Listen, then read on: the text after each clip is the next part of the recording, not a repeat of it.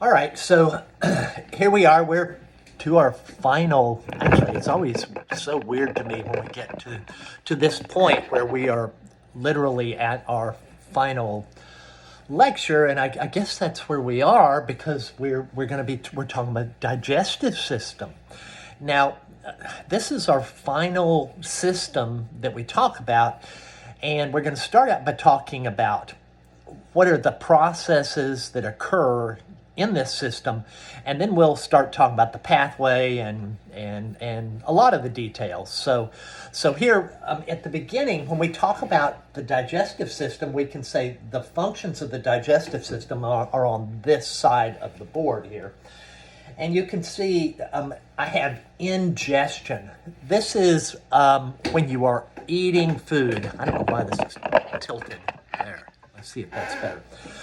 Ingestion is where you're eating, where you eat or drink materials that you're going to digest.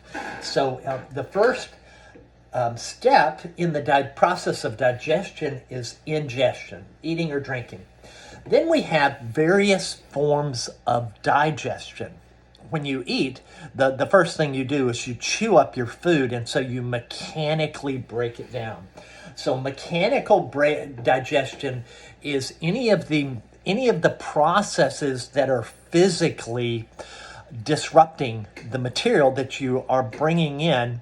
And the ultimate goal, of course, in the digestive system is to bring in nutrients that you can use by your cells. So that means you have to break them down into their building blocks. Going back to the very first chapter in A&P 1 when we talked about the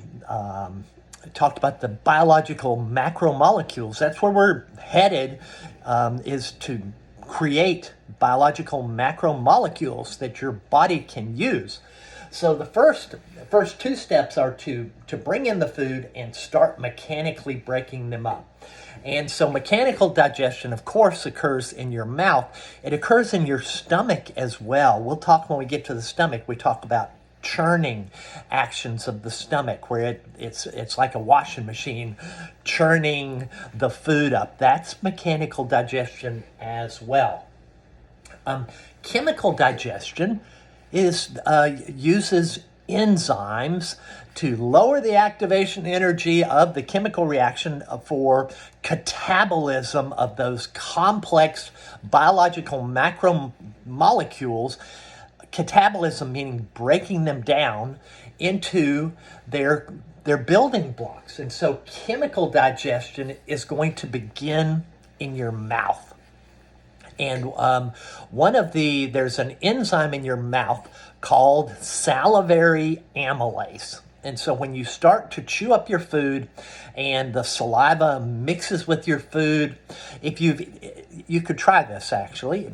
Take something just like white bread. You start chewing on that and there's no flavor at all as far as I'm concerned. There isn't much, right? So you start chewing on it and allow the saliva to mix with it. And what you'll find is in a fairly short period of time, you'll start to get a sweet flavor in your mouth. And so what you're going to be tasting is disaccharides. Starches that are, wheat or that are in bread are polysaccharides. And there's an enzyme in your mouth called amylase. And it's the first of the enzymes that starts to act on your food, and it's going to convert polysaccharides into a disaccharide, and so you can start to taste that. So chemical digestion uses enzymes to break down those biological macromolecules. Ultimately, in order for you to absorb them into your digestive tract, those disaccharides that I was talking about, they're going to have to be broken down into monosaccharides. But you've started the process already. So chemical digestion begins in your mouth and continues in your stomach and your small intestine. So we'll talk again in detail as we work our way through the digestive system.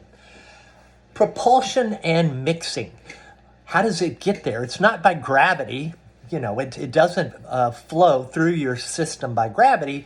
You have different kinds of movements. And one of them is going to be peristalsis. And peristalsis is where the tube squeezes and pushes the material down through your digestive tract. Mixing. This is what I was talking about in your stomach in particular. You have your stomach starts churning and mixing the food. Ultimately, we said it's all about producing nutrients that can be absorbed into your circulatory system. So we have to absorb, we have absorption of nutrients and water and other materials. But absorption into your circulatory system, and then at the very end, the part of the food that was eaten that hasn't been absorbed into your body is released to the outside in a process called defecation. And we don't have to, that's bathroom talk, right? So we don't say no more, as they say.